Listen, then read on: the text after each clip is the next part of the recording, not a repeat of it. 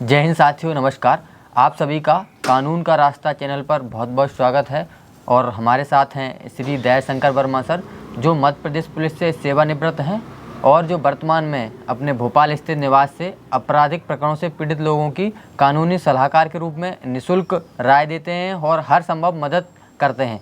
तो आज के वीडियो में हम उनसे जानेंगे, एक हमारे पास विशेष केस आया था जो ब्रजेश भाई बताएंगे। क्या केस आया था?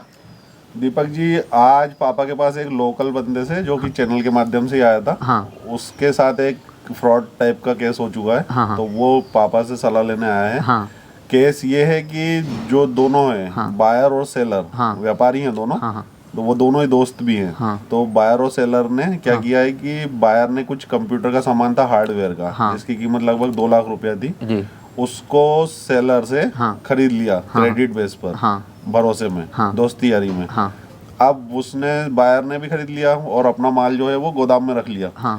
और उसकी एक मामूली सी लिखा पढ़ी करी, जिसकी रसीद जो है वो सेलर से उसने ले ली। अब हुआ ये इसी बीच में कि उसने ये भी बोला कि पेमेंट वो है वो 2 या 3 महीने के बाद कर देगा पूरे माल का। उसने भी दे दिया सेलर ने। अब हुआ ये कि इसी बीच में जहाँ गोदाम में माल रखा हुआ था, वो माल गोदाम में बैड इंटेंशन से, प्राकृतिक रूप से या एक्सीडेंटली वहाँ आग लग गई उस माल में। अब उस माल का इस जो बायर था ना, उसने इंश्योरेंस भी नहीं कराया हुआ है सामान का। तो अब वो माल तो जल के खाक हो चुका है। और यहाँ सेलर जिसने क्रेडिट पे माल दिया था 2 लाख रुपए का समथिंग, वो उसको पेमेंट भी नहीं हुआ। तो अब प्रेजेंट स्टेटस ये है कि वो माल भी खाक हो चुका है। उसका इंश्योरेंस भी क्लेम नहीं किया जा सकता क्योंकि इंश्योरेंस नहीं था। और वो पेमेंट भी सेलर को अब नहीं कर रहा है बायर। तो इस केस में वो बेचारा परेशान हो रहा है पिछले 1 महीना से। तो वो अब आया था चैनल के माध्यम से पापा के पास कि ऐसे में हमें क्या फायदा होगा या हम कैसे इसकी शुरुआत करें। तो आम जो डेली रूटीन होता है उसमें भी जनरली ऐसे केस बनते हैं। ये फ्रॉड भी हो सकते हैं या नेचुरली भी बनते हैं। तो आइए चलते हैं, सर से जानते हैं कि क्या इसमें कानूनी प्रावधान है और हमें सावधानी पूर्वक प्रिकॉशनरी क्या उसमें लेकर चलना चाहिए व्यापार में, मार्केटिंग या लाइक इस टाइप से बाइंग और सेलिंग में। तो वर्मा सर के पास अपन चलते हैं। जी बिल्कुल। भाई बहन दोस्तों, मैंने इनकी व्यथा से पहले पीड़ित से बातचीत की, अच्छे से समझा और समझाया कि यह पूर्ण रूप से पुलिस हस्तक्षेप के बाहर है मामला, क्योंकि एक तो समय पे घटना की रिपोर्ट नहीं की। हो सकता है कि जो उसने आग लगाई हो बचने के उद्देश्य से, साक्ष्य नष्ट करने के उद्देश्य से की हो, और इसकी सूचना ना उसने दी पुलिस को। सबसे बड़ी वैद्यांती उसकी यही है कि उसने एक गंभीर प्रकरण की सूचना, माल नष्ट हो जाने की, पुलिस को नहीं दी, केवल फायर ब्रिगेड को सूचना दी और फायर ब्रिगेड ने अपना काम किया और चलती बनी। यहाँ देखने की बात यह है कि इसमें वैद्यांती किसकी है। जो हमने देखा, कागजात देखा, उसमें पीड़ित व्यक्ति की केवल यह गलती है कि उसने पूरा लिखा पढ़ी नहीं की है, लेकिन उसने रसीद कच्ची पे बना के उसके दस्तखत ले दिए हैं और जो भुगतान समय समय पे किए हैं मोबाइल के रिकॉर्ड पर है। यही उसकी साक्ष्य है। उसको वैधानिक सलाह ये दी कि इन सब की एक एप्लीकेशन थाने में दे और ATCPC के नोटिस के माध्यम से उसको स्वयं या अपने अधिवक्ता के महोदय से उसको नोटिस दे दी जाए। वो नोटिस का जवाब देने का बाध्य नहीं है, फिर भी समय पे ये अपनी वैधानिक कार्रवाई कर सकते हैं। इसके अलावा उनको और भी क्या क्या वैधानिक कार्रवाई करना चाहिए, वो मैंने अपने तरफ से उनको बता दिया है, समझा दिया है। और मेरे समझाइश पे वो पूर्ण रूप से संतुष्ट हैं। और वो आगे की कार्रवाई करना उनके ऊपर डिपेंड है। फिर भी मैंने उनको ये सलाह दी कि जो समय समय पे और भी वैधानिक प्रक्रिया करनी है वो मैं समझाता रहूँगा। सर तो इसमें जो आपने उनको सलाह दी है वो दर्शकों को भी बताना चाहेंगे क्या?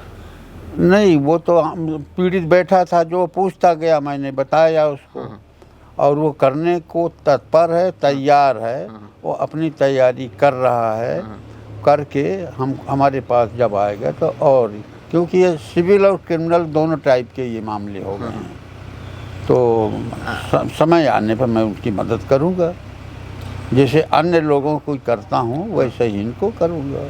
सर इसमें सज़ा वगैरह क्या होती है? देखिए, अगर आगजनी का मामला है ये, हाँ तो 10 साल कम से कम सज़ा होती है। हाँ 10 साल कैसे सर? उसने जानबूझ के अगर लगाई होगी, प्रूफ होगा तो? हाँ हाँ, it is a matter of police case. हाँ तो ये भी हो सकता है कि उसको पेमेंट नहीं करना था और माल भी उसने भाई वो 201 और लग जाएगी, साथ से छिपाने की हाँ वारदात 436 और 201। हाँ नहीं, मेरा मतलब ये है कि हो सकता है कि उसको पेमेंट करना ही नहीं हो और उसने ये दिखा दिया हो कि माल जल गया। इसी को तो बैड इंटेंशन कहते हैं। Now it is a matter of police to inquire deeply. उसने एफआईआर भी नहीं करी है तो अबे नहीं, FIR will be lodged after proper inquiry, then offence will be established. जैसे कि सर उसने जब आग लगी है तो उसने पुलिस को भी इन्फॉर्म नहीं किया है। It is a bad intention. हाँ। ये मतलब उसको पहले से ही पता था। हाँ हाँ। तो पुलिस में उसने एफआईआर नहीं करी तो इसका क्या फायदा होगा उसे? नहीं, late the police register the complaint तो वो जो रजिस्टर कराएंगे अब कंप्लेंट, ये जो सेलर है उसमें ये कंसिडर किया जाएगा कि it is a matter of inquiry. जी It is a matter of deeply inquiry. If found any bad intention, then police will register case. नहीं, मेरा पूछना यह है सर कि जैसे अब वो जो सेलर है वो अब पुलिस में जाएगा एप्लीकेशन लेके, Yes, तो yes, वो yes, वहाँ yes. पर ये Yes, yes. लिखवाएगा क्या कि इन्होंने एफआईआर इस घटना की नहीं करी थी? Yeah, पुलिस में? नहीं नहीं नहीं नहीं, ये it is a matter of confidence. जी हम आपके विश्वास में है, विश्वास बस नहीं किया, जब मालूम पर कंफर्म हो गया कि इसका बैड इंटेंशन है, देन आई। और अगर सर इंक्वायरी में बाय चांस वो एक्सीडेंटली निकलता no, this is not, no अक्सर नहीं होता है ऐसा? No, this is not accident, this is well planned. Sir ऐसे केस में जो विक्रेता रहता है उसको क्या क्या सावधानियां रखनी चाहिए आगे से, जो दर्शक हैं? बेटर होगा कि अपने कागजी कार्रवाई तैयार रखे, रजिस्टर करा ले, सेल डीड बनवा ले, एग्रीमेंट कर ले, this is the proper way. इसमें सर सबसे इम्पोर्टेंट एक बात हो रहा है कि उन्होंने अपने सामान का जो बेचा था उसका इंश्योरेंस नहीं कराया हुआ है, तो नहीं, इंश्योरेंस का यहाँ पे क्या उपलब्धता थी? नो, बहुत से लोग नहीं करा पाते, तो ये मतलब थोड़ी कि अपराध नहीं हुआ। इंश्योरेंस तो लोग इसलिए कराते हैं कि हमको पैसा मिल जाए, अच्छा, जो नुकसान हुआ है उसका पैसा मिल जाए। ये तो इंश्योरेंस का भी यहाँ पे कुछ रोल रहेगा क्या? नहीं रहेगा, नहीं कराया सर, रह गए, गरीबी, पैसा नहीं था, नहीं करा पाए। जी।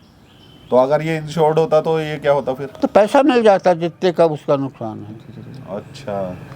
इसके बाद सर जो उसने जो कागज जो बता रहे हैं बना के दिया था, मतलब वो कागज मतलब कच्ची लिखा पड़ी कच्चा थी? लिखा पड़ा है, कच्चा था, तो मतलब उससे कुछ नहीं, इट इज, फिर भी उसको फायदा तो मिलेगा, क्योंकि देर अगर मतलब सर जो बायर है वो नकार भी सकता है कि मैंने इनसे सामान ही नहीं लिया। नहीं, ऐसा हो सकता है? This is the problem. हाँ, let the matter go to police station for inquiry. जी। तो इसमें सर ये जैसे ये व्यापार में ऐसा अक्सर होता है कि दोस्तों के बीच में बायर सेलर क्रेडिट कर लेते हैं। It is understanding. जी। नहीं, तो ये क्रेडिट जो किया है इसने वो करना ही नहीं चाहिए। It is on his mobile record, let the police inquiry into matter. अच्छा, तो मतलब ये कि जो रसीद कट्टा है उससे क्या फ़ायदा मिलता फिर इसे, अगर ये पक्की रसीदें बना के लेता तो? Let the matter inquired by police, what he found, then proper action will be taken against culprit. जी। तो इस केस में पूरा जो कंक्लूजन है आप दर्शकों को क्या बताना चाहेंगे? Take precaution, every seller should take precaution, सावधानी रखें। जी। इसके अलावा सर कुछ और बताना चाहें दर्शकों को? Nothing more. तो सर बहुत बहुत धन्यवाद आपका। तो आज के वीडियो में हमने सर से जाना जो लोग खरीदते बेचते हैं तो विक्रेताओं को यहाँ पर ज़्यादा सावधानीपूर्वक अपना जो काम है वो करना चाहिए। जैसा कि सर ने बताया, आप मतलब जो कानूनी लिखा पढ़ी जरूर करा के रखें, ठीक है। ऐसा आज के केस में जो हुआ है कि उन्होंने बस ऐसे ही लिख के दे दिया था, वो मतलब आपसी में दोस्ती में था। अगर भले आप अपने दोस्त से भी व्यापार कर रहे हैं तो भाई आप कानूनी मतलब जो पक्की लिखा पढ़ी है वो ही कराएं। और अगर आपका अगर कोई सवाल है तो आप भी कमेंट बॉक्स में कर सकते हैं। तो अगली बार हम कोशिश करेंगे कि आपके जो कमेंट है उस पर वीडियो बनाएं। तो आपको ये जानकारी कैसी लगी हमें कमेंट करके ज़रूर बताएं। अगर आपने अभी तक चैनल को सब्सक्राइब नहीं किया है तो चैनल को सब्सक्राइब करें। चलिए मिलते हैं अगले वीडियो में, तब तक के लिए जय हिंद, वंदे मातरम।